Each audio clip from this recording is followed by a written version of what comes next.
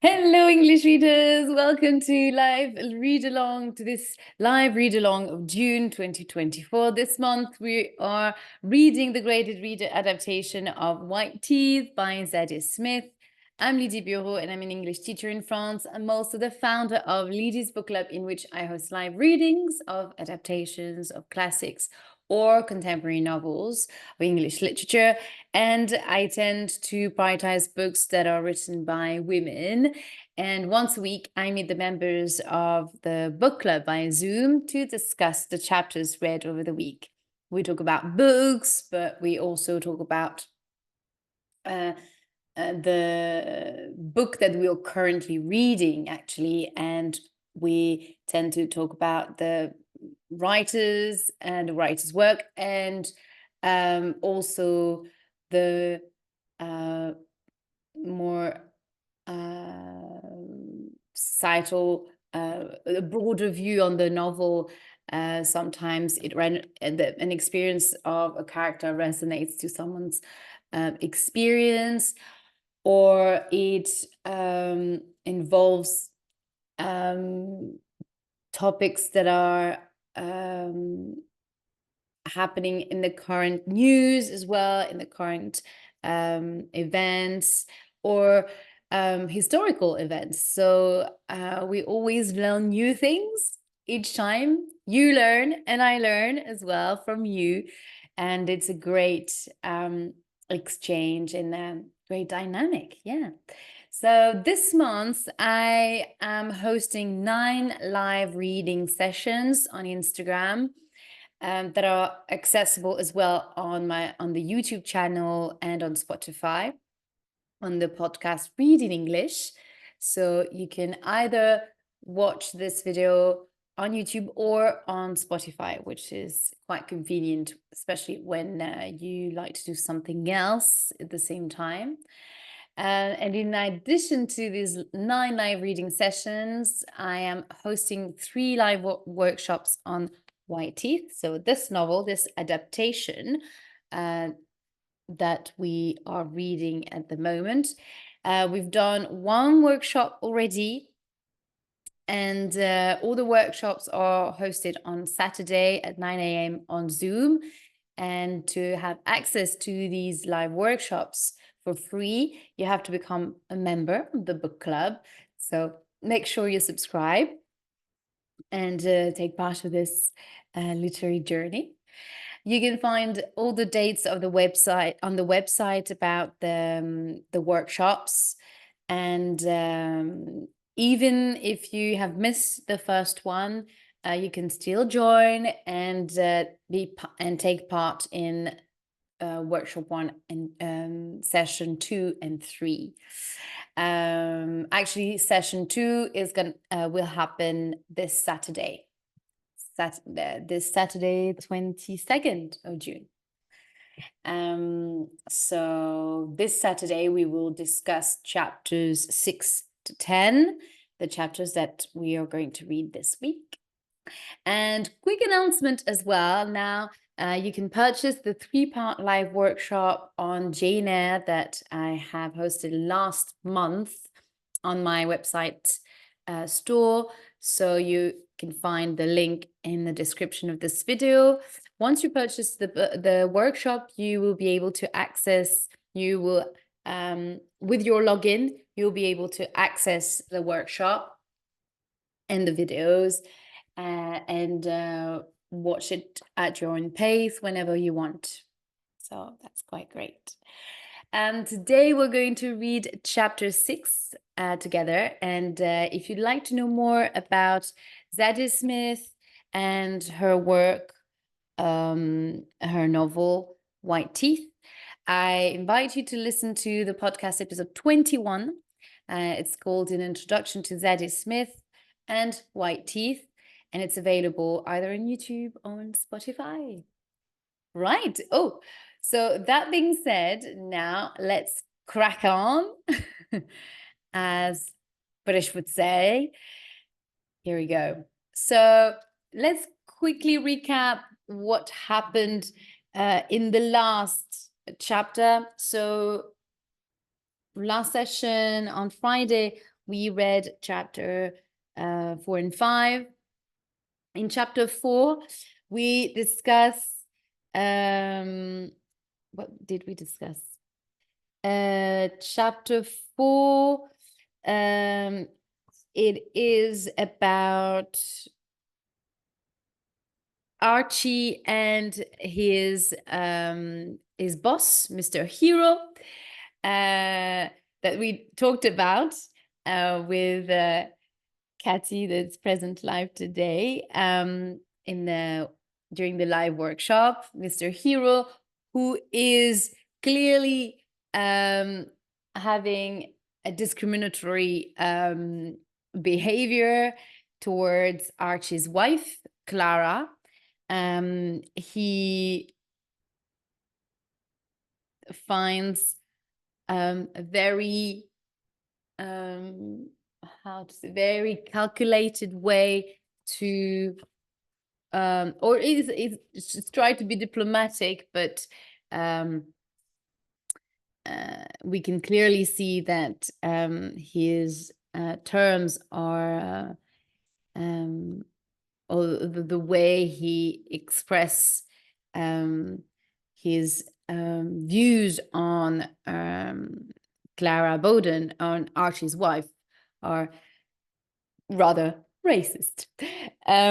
Even though he's saying that he's not a racist, well, it's always the I'm not a racist, but kind of way to start to phrase it, and eventually being discriminating and actually acting in a way that discriminates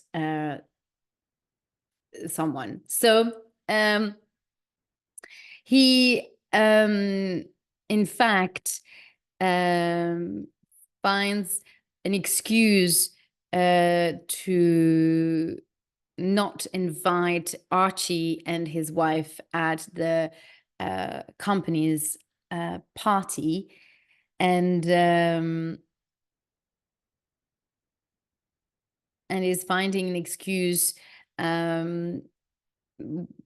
with the fact that finding this excuse that they didn't have enough space, or what was it? They didn't have enough. They could not invite everyone, so they had to pick in a hat, and by unfortunately it's the name of Archie that came out. So what a coincidence that he's been chosen to not be, I mean, he's the one that is not would not be able to attend the party. So here Archie is not really realizing, he just learned that his wife Clara is pregnant, and he's so excited, he's over the moon because his wife is pregnant, and he doesn't really comprehend or realizes that he is just excluding him from the company, because from the company's party, because his wife is Black. So to kind of consolate, as a consolation prize, he's giving him lunch vouchers, and kind of because Mr. Hero perfectly knows what he's doing, and he perfectly knows that this is not right, and that he does actually have the right to do that, but finds a way to avoid hurting Archie, but Archie is not really seeing the discrimination that is happening towards him and his wife. Right, so that was chapter 4, and chapter 5 here we go back in time, flashback to the 1945, the year when Archie and Samad Iqbal met at the very end of the war. They were sharing a tank. They were inside a tank, and they started getting to know each other. Well, basically, Archie was staring at Samad. They were both young. Archie was 17, and Samad probably a year or 2 older, 2 years older than him. So he was 19. And he was feeling quite offended that Archie was staring at him. So he started being quite aggressive towards Archie and asked why he was staring at him. And eventually they got on, and the captain and the other soldiers with them got killed by a bombing, and they ended up, Archie and Samad ended up being on their own in this little village in Bulgaria. And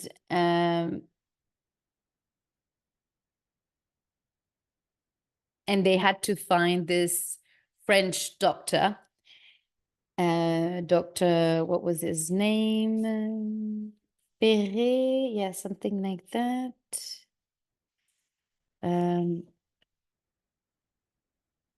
I don't have his full name, but it's Dr. Perret. It's a French doctor that hello, Nastiu Shah. Welcome to the live. Hello, are you from France? Yes, I am. I am a teacher, an English teacher in France. Yes. Welcome to this live. So Samad and Perret and Archie found this doctor that collaborated with the Nazis during the war. So this Frenchman is hiding in Bulgaria because he knows that he's going to be killed. And Archie and Samad find him, and they eventually argue for a moment, and Samad insist on Archie to shoot him, and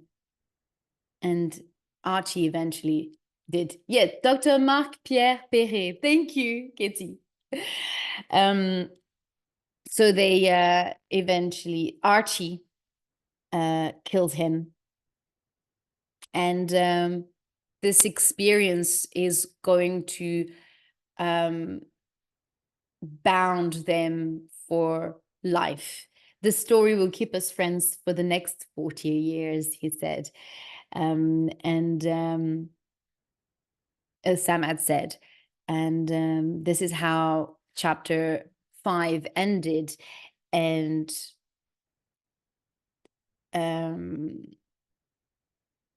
going through this kind of experience, the experience of war is something that really makes them very close. In the live workshop with Kitty, we actually discussed what were the similarities between Samad and Archie, and we see that although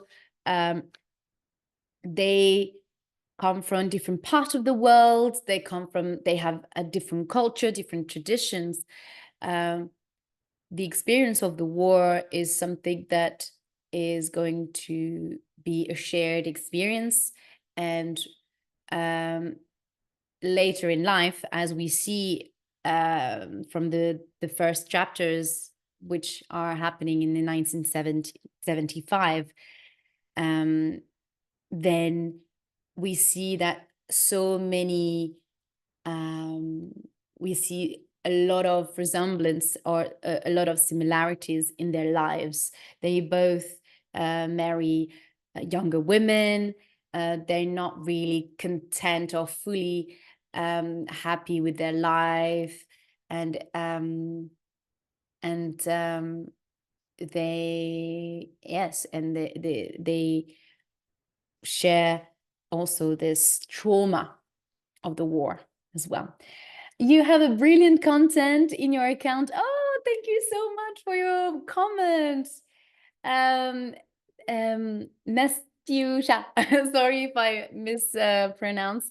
Yeah, I'm glad that you like the content on my account, and I hope you'll be able to join the book club as well. All right, let's get started with the reading of chapter 6. So today we're just reading chapter 6. Okay, let's go. School days. Samad had not been prepared for children. For 40 years, he had been happily traveling along life's road without thinking about them at all. Then, in early 1980s, he suddenly realized that 30% of the population of the people he spent time with were under the age of 9. There were children everywhere. His children, other people's children, children who were friends of his children and their friends.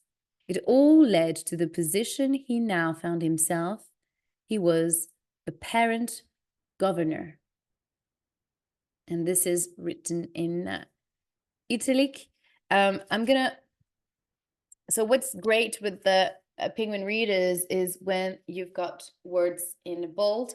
Here, a governor, I know the sense of governor in the political sense, but here, it seems like there is another meaning to it.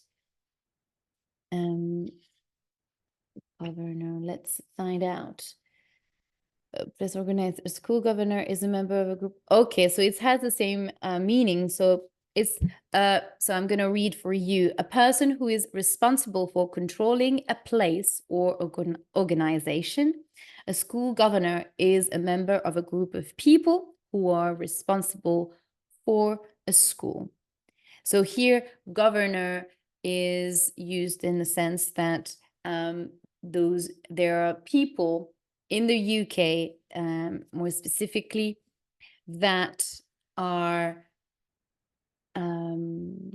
regulating what is happening in a school, and they make sure that everything is well organized, or that that the school is well led by the head teacher, and with that there are no issues with the teachers. And when there are issues, then they vote or they make decisions to maybe fire, get rid of a teacher, or get rid of a head teachers that is not doing his job properly. They've been complained, or the school is not functioning properly. Yeah, so it's like a board of people that are also that have invested as well in they may sometimes have invested in the school as well.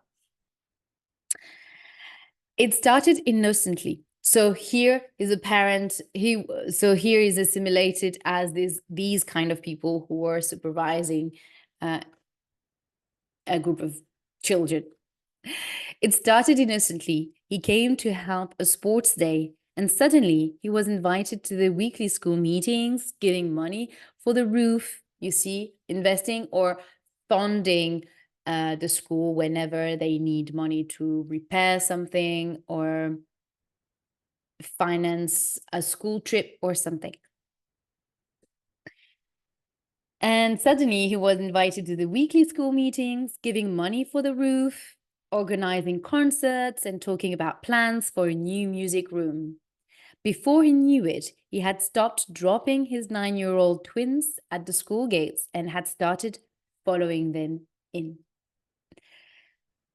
Put your hand down. I will not put it down. Put it down, please.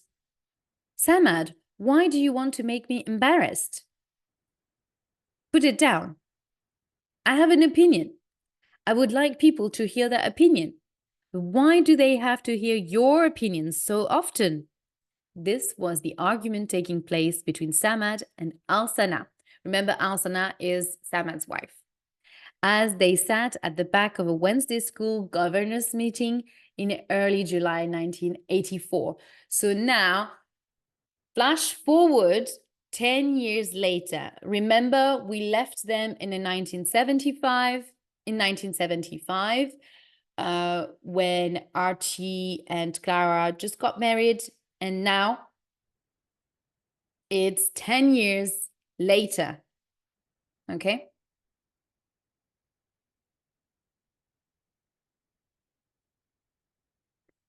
And Alsan, I remember, was pregnant with twin boys. So now they are 9 or 10 years old. Yeah, 9 years old. So that was the argument taking place between Samad and Alsana as they sat at the back of a Wednesday school governors meeting in early July 1984. Alsana had her tiny hand on Samad's wrist and was trying to hold his arm down. So she doesn't want him to participate or to ask any questions during the meeting. She wants him to lay low. Be quiet, basically. The headmistress, a white woman with curly hair. Headmistress, remember, is the director of the school. Headmistress. A white woman with curly hair tried not to look at Samad. His hand had been up and down all evening, and she knew that soon she would have to let him speak again. She looked impatiently at the list of subjects on her paper that had not yet been discussed. She did not want to think of herself as racist and wanted to seem fair. I have another motion, Samad said loudly. She heard other parents groan and turned to look at him. Some of them raised their eyes to the ceiling. So they did like that.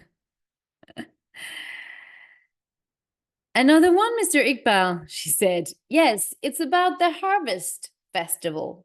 So Harvest Festival here is in bold. So let me tell you what it is about. It's a celebration that is in autumn when people in churches and schools thank God for food that have been grown in fields and collected. So harvest, it's when it's it's more like a tradition, but it has also a religious meaning, because when farmers would collect all the food and all the cereals and everything, they would do a big celebration for that. So it's called the Harvest Festival, from the verb to harvest, food. The food you collect all the fruits that have been that have grown and are ready to be collected. It's to harvest. More groans. There was the sound of chairs moving. Yes, Mr. Iqbal, said the headmistress, whose name was Mrs. Owens. What about the harvest festival? Where are we having it? Asked Samad. And why must my children celebrate it? Mr. Iqbal, said Mrs. Owens, we have talked about this many times. As you know, the school organizes many kinds of festivals for our children's different religions. The Harvest Festival is just one of them. It is very simple, replied Samad. There are 37 Christian festivals every year. There are only 9 Muslim ones. If we take some of the Christians' festival out, we could have Laylat ul Qadr and Eid ul Fitr, for example. And the first festival to go must be the Harvest Festival because it is not actually Christian. It was created long before the Christian came along. Ooh. Yes, said the headmistress. Shall we vote on the motion? Samad raised his arm and pressed Alsana's hand at the same time. She kicked him in the ankle, then slowly put up her right arm. Thank you, Mrs. Iqbal, said the mistress. Does anyone else want to stop celebrating the harvest festival?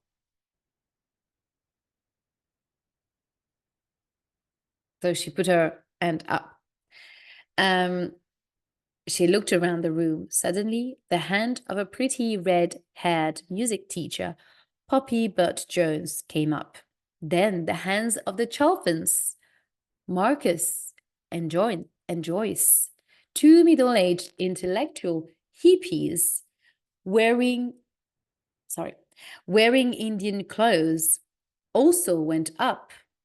Samad looked across at Archie and Clara, who were sitting quietly at the other side of the hall. Their hands slowly went up too. And all those who want to keep it, said the headmistress. 36 hands lifted into the air. Motion not accepted. Motion not passed, she said.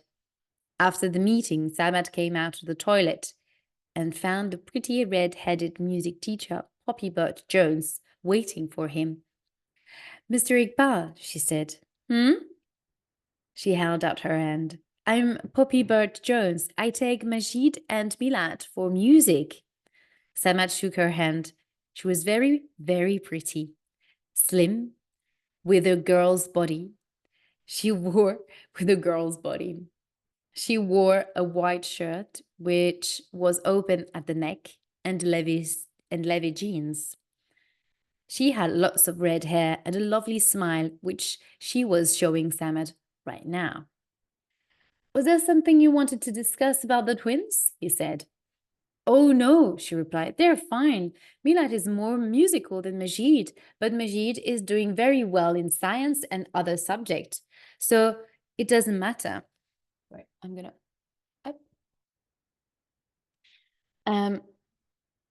No, I just wanted to say that I thought you were right, about the harvest festival. She stared at him and smiled again. Was it possible that this beautiful woman was interested in him? Samad moved his feet nervously and looked around for Alsana. At the same time, he knew that he wanted Poppy Butt Jones more than any woman he had met in the past 10 years. Well, it is good that you agree with me, he said. Maybe we could talk to the Chalfins, and put the motion again in the next meeting, she suggested. I'd like to talk about it more. Shall we meet again? Yes, that would be fine, replied Samad. And they did. At first at school, then after work, in the pub. Nothing happened between them. There were no kisses, but they talked a lot, and Samad knew that she liked him and he liked her. When he was not with her, Samad tried not to think about it. He did not want to be at home. He did not want to go to O'Connell's. He spent all his time at work and got angry with Shiva for forgetting to do simple things. There is a flower missing here, Samad shouted at him one evening. And table 15 is dirty. What is wrong with you, Samad? Replied Shiva. Something is making you very angry. We've all noticed it.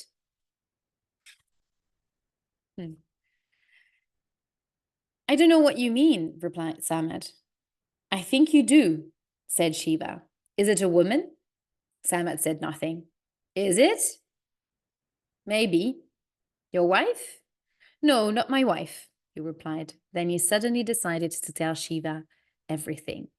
But she is just a friend. I'm not making love to her. She's my son's teacher. But I cannot stop thinking about her, Shiva. I'm 57 now, and I'm worried about my religion. England has corrupted me. I see that now. My wife, my children, they have been corrupted too. I have let them down. I want to return to the East. I should never have come here. I see. Is this woman Muslim? Asked Shiva.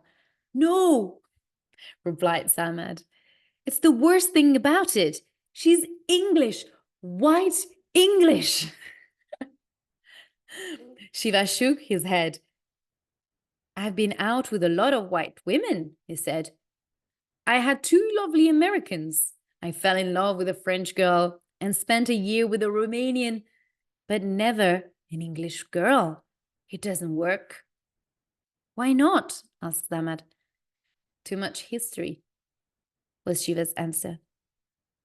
Too much bloody history.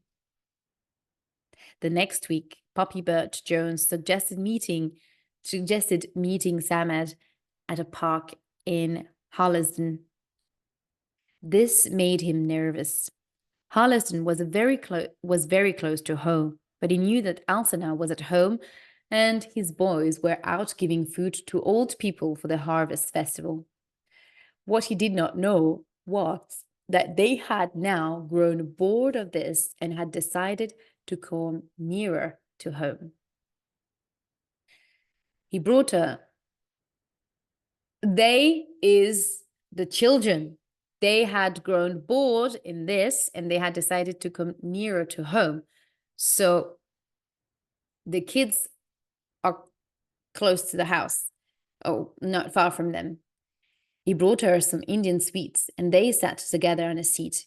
It was autumn and they looked at the last of the flowers. He talked and talked about his life in Delhi before he had met Alcina and brought her to England. And she told him about her life in St. Albans, a pretty town just north London. She talked about Milad and how loud it was for an Indian boy. Samad replied that he was a good for nothing, but she did not agree. They worried that Majid studied too hard and did not get enough fresh air. Then she moved nearer to him. I'm old enough to be your father, he said. I'm married. I'm Muslim. So we are not a perfect match, she replied.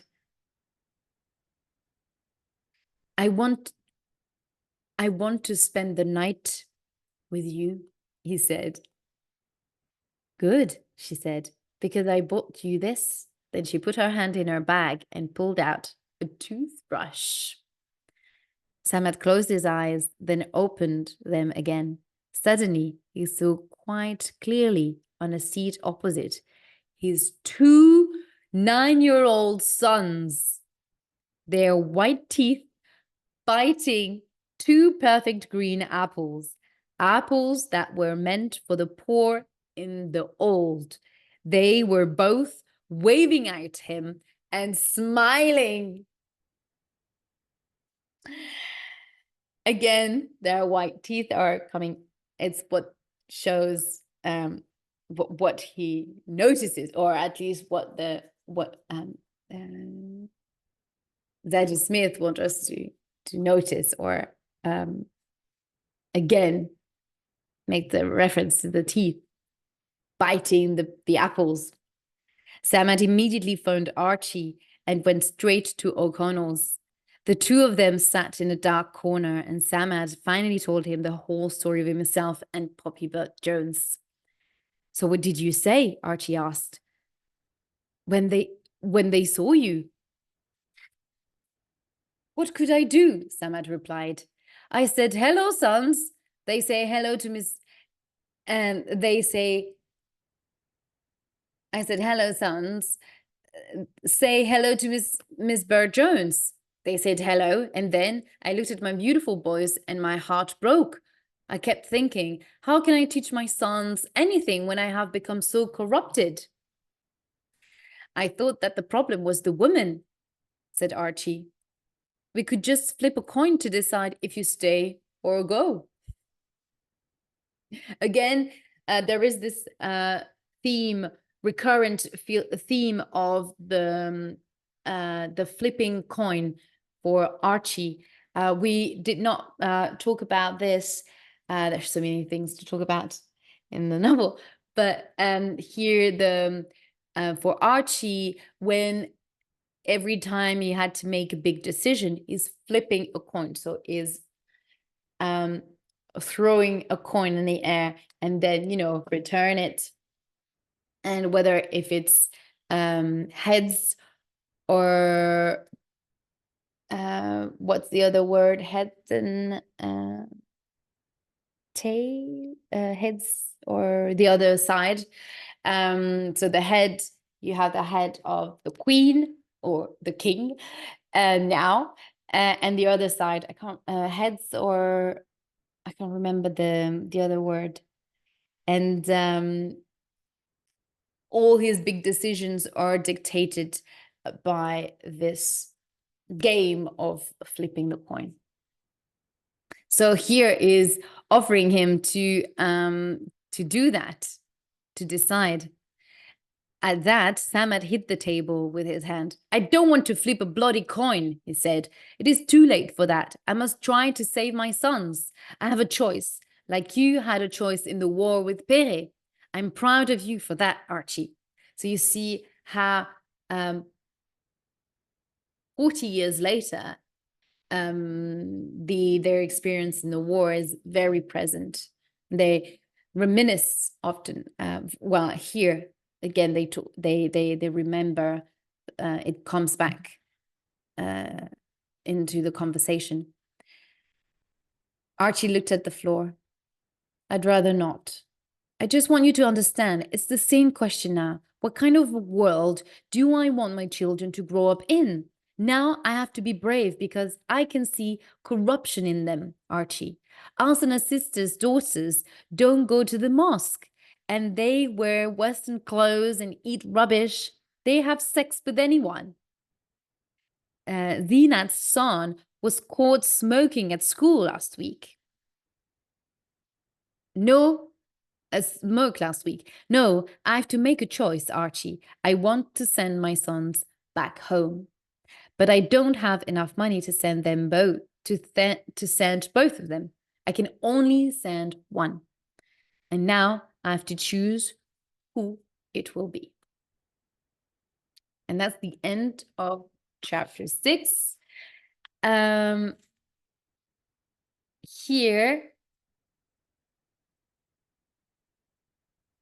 we see Samad having a very sort of an existential crisis here, because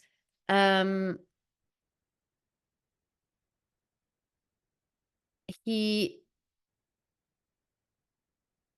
is blaming Western culture for corrupting him, and because here we can see a huge gap between his way of life in India, which is very much dictated by the traditions and the customs, and and the religion as well. Whereas in the UK, religion has less impact, and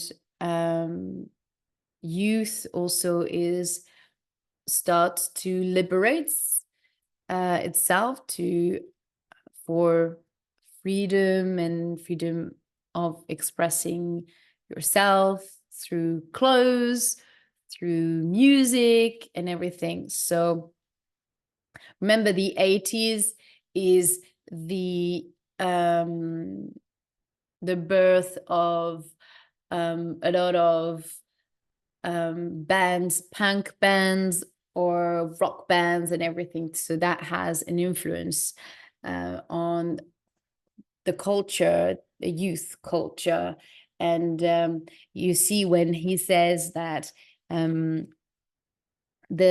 children, her Alsana's sisters'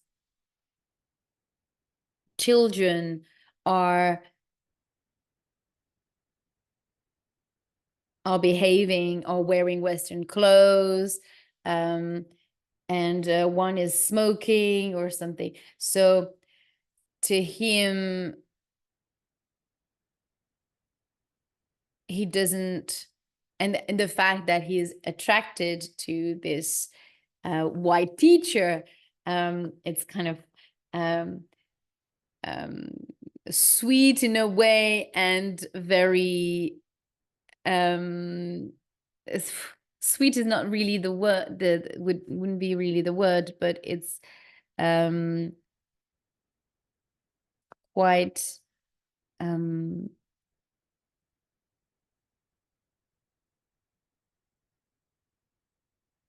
interesting, and it makes you smile in a way to see that he is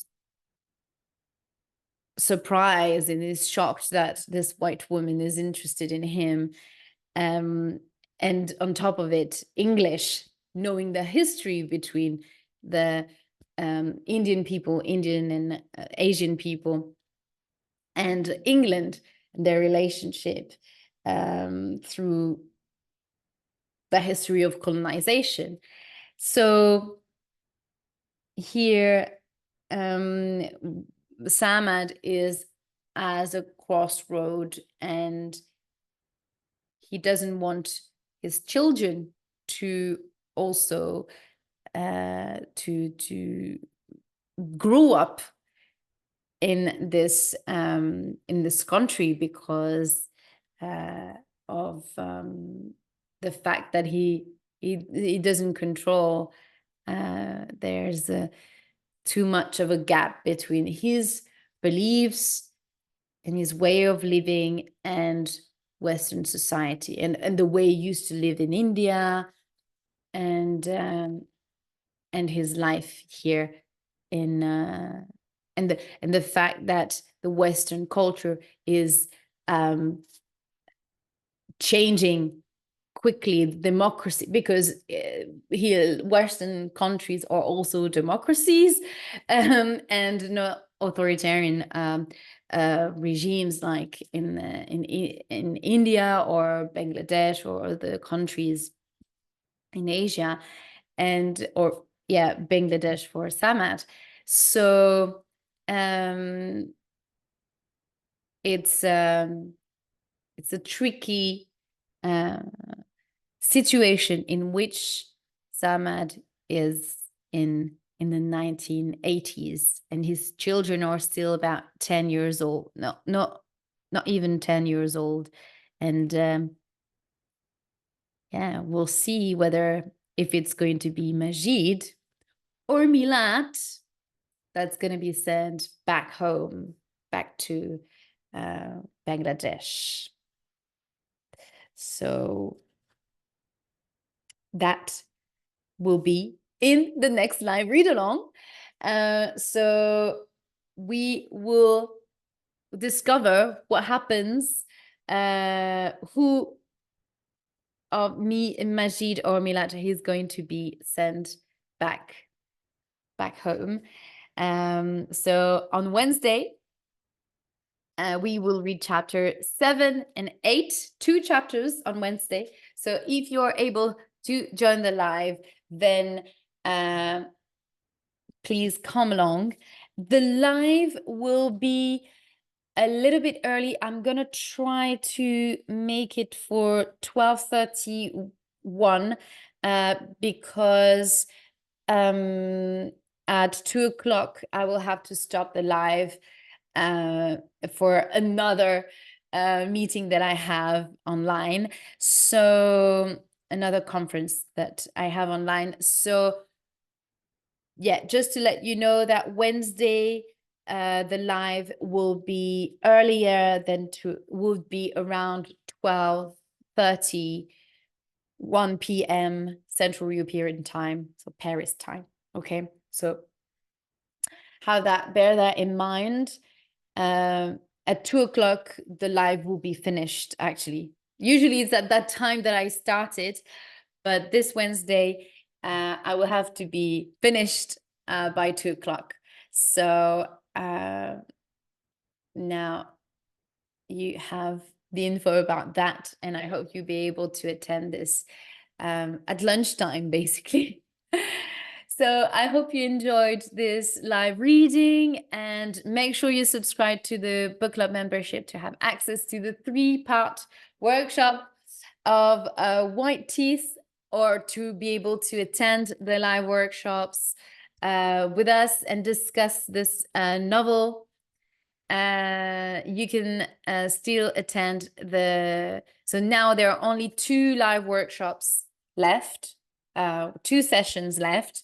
So hopefully you'll be able to join us. And quick reminder as well, last information, there is the 3-part live workshop on Jane Eyre that is available now to purchase on my website.